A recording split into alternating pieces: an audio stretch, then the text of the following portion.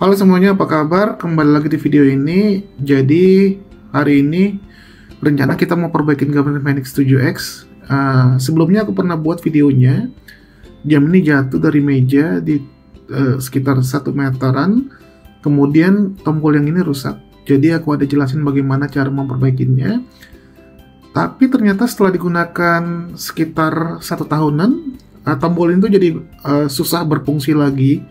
Dan kadang kita harus menekan keras banget ya. Dan klik sudah tidak ada lagi. Jadi ini spare partnya aku beli 1 paket. Kemudian ternyata waktu kita beli frame-nya itu, switch-nya juga ikut nih. Switch yang rusak. Seperti yang aku jelasin di video sebelumnya. Jadi switch ini yang rusak. Jadi rencananya kita akan pindahkan switch ini tuh, pindahkan ke sini. Jadi langsung aja kita bongkar jamnya dan kita pindahkan.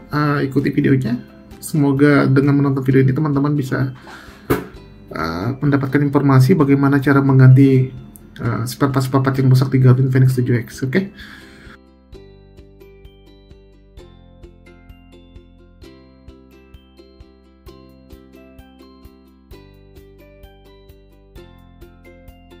Jadi pas kita buka layarnya itu ada 3 ya yang harus kita lepas. Oke. Jadi untuk ganti switch-nya ini tidak ada pilihan, memang motherboard-nya harus diangkat ya. Jadi ini layarnya kita udah buka. Kemudian kita lanjut untuk buka baut yang ada di motherboard-nya.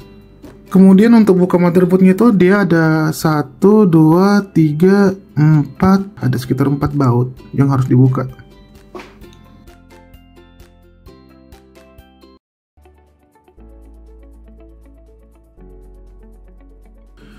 Jadi kalau kita perhatikan di sini bautnya semuanya ukurannya sama panjangnya, jadi tidak terlalu perlu khawatir untuk mendapatkan baut spesifik baut yang mana yang harus ditaruh, karena size-nya semuanya sama ya.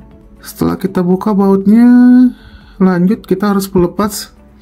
Di sini ada 1 switch. Oke, jadi cara ngangkat motherboard-nya itu lumayan tricky ya. Pertama, yang bagian ini harus diangkat duluan. Diangkat duluan pelan-pelan, kemudian yang bagian pinggir sini itu harus didorong ke arah sana. Oke, jadi setelah didorong ke arah sana tuh akhirnya dia bisa terangkat. Nah, oke.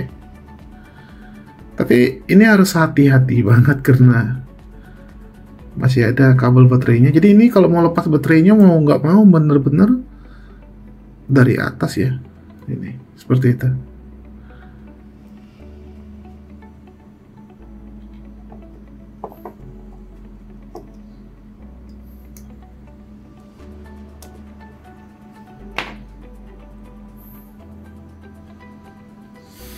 Ini hati-hati ya, di sini tuh ada pin juga di bawahnya untuk yang kena ke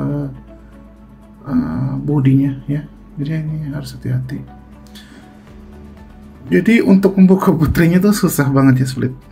Kemudian kalau misalnya teman-teman mau buka, jadi sebenarnya itu baterainya dia dikonek ke konektornya tuh seperti ini tuh. Jadi ditekan ke bawah, ditekan ke motherboardnya untuk connect. Oke, jadi ini aku udah lepas ya. Jadi ini yang akan kita ganti dan kita ambil dari spare part yang ini. Ya, jadi semuanya sama ya switchnya. Kita lepas, kemudian kita pasang. Jadi ini kalau misalnya teman-teman mau ganti baterai harus ada heat gun ya sebenarnya sini. Ini kan lem yang harus disemprot sama heat gun baru bisa dicabut. Kalau enggak kayaknya susah deh. Jadi ini aku belum mau ganti baterai karena performance-nya setelah aku pakai 5 tahunan masih oke banget sih, masih bagus dan belum drop. Ya, jadi finally motherboardnya udah terangkat ya. Jadi ini harus hati-hati. Motherboardnya di bawahnya ada tombolnya juga nih, kemudian di atasnya juga ada, jadi harus hati-hati ya. Ini agak bengkok sedikit kayaknya, harus dibenerin ya. Jadi memang membongkarnya agak susah, terutama ngelepas ini tadi lumayan susah ya, ngelepas switch ini.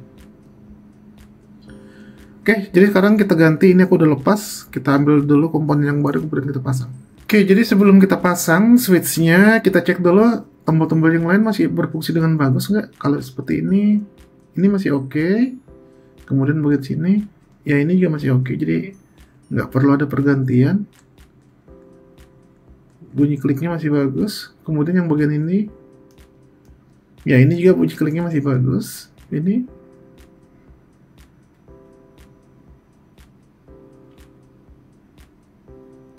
ya ini juga masih bagus ya. Jadi 1, 2, 3, 4 masih bagus. Palingan jadi yang kita ganti cuma di tengah sini aja ya. Ya, jadi tinggal kita pasang aja. Dan ini pemasangannya jangan sampai terbalik ya. Ya, jadi pada saat pemasangan buttonnya itu, ini pastikan dulu dia main ya. Tadi stuck, jadi pada saat kita tekan nggak mau kembali gitu. Ini harus dipastikan dulu main, berfungsi ya dengan sempurna. Oke, jadi sepertinya di sini ada spring. Oke, kalau udah pastikan ini berfungsi dengan sempurna, baru kita pasang. Oke, jadi ini aku udah pasang dan sepertinya udah rapi ya. Jadi kalau ditekan udah ada kliknya. Oke, sudah sepertinya ya udah bagus.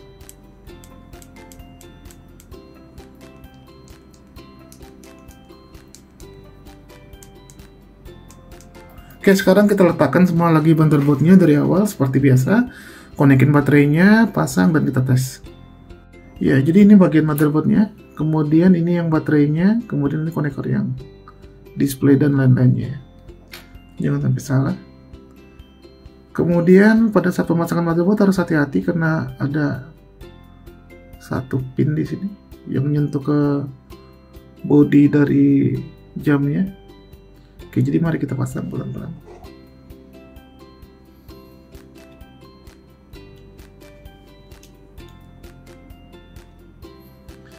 Jadi memasang motherboardnya tuh lebih mudah daripada membukanya. Kemudian ini udah rapi, konektornya nih udah rapi. Oke, tinggal memasang baterai sama yang ini. Oke, ini jadi cara masang konektor baterainya tuh. Kita harus tekan dulu di bodinya segini, jangan terlalu kuat tekannya, kemudian dengan jari aja ini masangnya, dirasakan gitu, kemudian udah masuk ke dalam soketnya kemudian tekan. Oke, jadi sudah terpasang rapi ya. Kemudian ini tuh di sini, ini sama juga,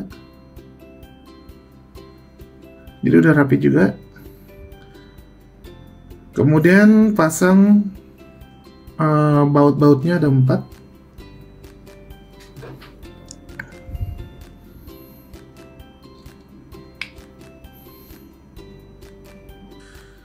Cara masaknya tuh pasang dulu ujung sini, kemudian ujung sini ya, baru ujung sini, baru ujung sini. Oke? Jadi jangan langsung berurutan aja. Biar tekanannya sama rata. Oke, jangan terlalu kuat. Ya, ini lagi yang berikutnya.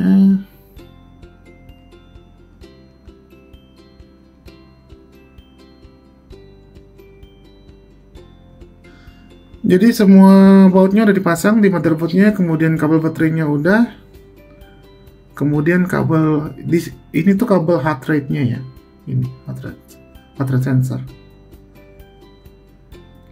Untuk memasangkan displaynya, yang teman-teman harus perhatikan itu ini adalah shieldnya ya, ini karet.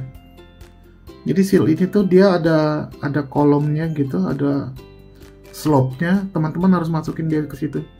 Jangan sampai salah, karena seal inilah yang membuat Garmin Watch itu bisa tahan 100 meter di dalam air, kedalaman 100 meter ya. Jadi ini harus perhatikan, hati-hati, jangan sampai dia bergeser. Oke, untuk pasang displaynya jangan lupa konekin dulu. Pertama teman-teman harus pastikan sealnya udah terpasang rapi, kemudian dipegang pelan-pelan. Konekin pakai, kalau aku sih pakai jari aja ya, lebih nyaman. Jadi udah terpasang semua, kemudian ini tinggal dilengketin. Dipasang pelan-pelan. Oke. Ya, jadi pastikan sealnya nggak ada yang keluar ya. Oke, jadi kalau misalnya sudah terpasang LCD-nya seperti ini, sudah oke semuanya, jangan langsung dibaut dulu, semuanya dicek dulu apakah dia sudah benar-benar berfungsi dengan sempurna. Kita tes dulu, hidupin. Oke. Semoga berfungsi ya guys ya. Kalau enggak ya harus kita bongkar lagi. Kita coba dulu. Oke. Tombol ini oke, nggak ada masalah. Back. Tombol start. Oke, looks great. Oke, nggak ada masalah. Tombol ini tekan nama. Oke, mantap, nggak ada masalah.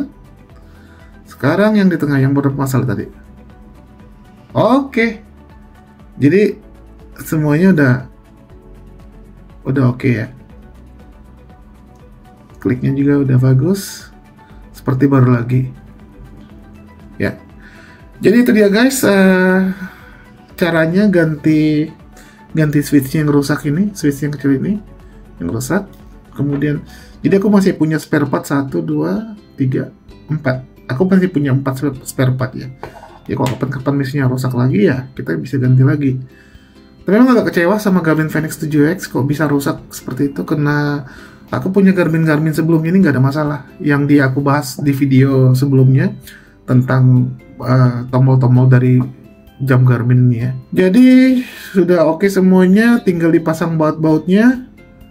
Udah selesai, sudah bisa dipakai dengan seperti biasanya lagi ya. Oke, itu dia videonya guys, sudah selesai. Aku tinggal pasang bautnya 4 ini dan seharusnya sudah nggak ada masalah lagi ya. Ya, itu dia videonya. Terima kasih sudah menonton. Jangan lupa like dan subscribe. Kalau misalnya teman-teman ada pertanyaan, tinggal tulis di kolom komentar di bawah. Sampai ketemu di video selanjutnya.